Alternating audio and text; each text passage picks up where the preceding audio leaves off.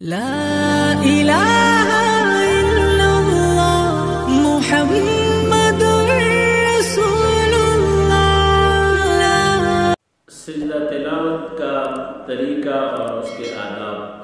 سجدہ تلاوت کا پراپر طریقہ یہ ہے کہ ایک تو یہ ہے کہ جب آدمی سجدے کی آیات پڑھے اس کی تلاوت کرے یا سنے، تو اگر کوئی عذر اس وقت نہ ہو اور آسانی سے یہ سجدہ کر سکتا ہے تو فوراً اسی وقت سجدہ کرے، کیونکہ یہ واجب ہے۔ جس طرح عام رمضان میں تراویح کے دوران سجدہ آ جاتا ہے آیات اور امام فوراً وہ سجدے میں چلا جاتا ہے، تو بہتر یہ ہے کہ اگر ایک آدمی تلاوت کے دوران وہ تلاوت کر رہے اور سجدے والی آیات آ گئی تو قرآن کو ایک طرف رکھ کے سجدہ کرے۔ اور اس کا طریقہ یہ ہے کہ سجدے کے لیے تکبیر کہنا، ہاتھوں کو اٹھانا اور سجدے میں تسبیحات بھی پڑھنا، یہ کچھ بھی اس میں نہیں ہے، بس صرف سمپل سجدہ ہے۔ لیکن پھر بھی اگر آدمی سجدے میں جائے تو سبحان ربی الاعلیٰ سبحان ربی الاعلیٰ اگر پڑھے تو پڑھ سکتے ہیں، صرف سجدہ واجب ہے۔